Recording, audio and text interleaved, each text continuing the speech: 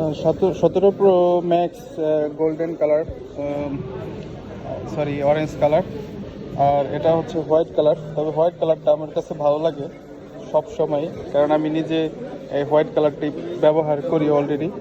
তবে এটার মধ্যে একটা নতুন প্রোগ্রাম আসছে, যেমন আমি এই প্রোগ্রামটা দেখাই।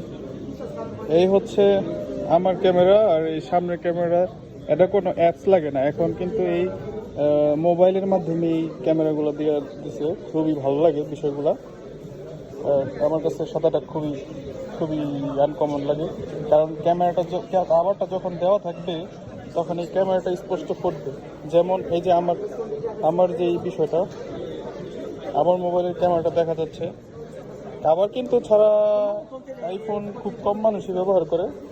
তবে কাভার ব্যবহার করলে এই সাদা কালারটাই ফোটে আমি মনে করি।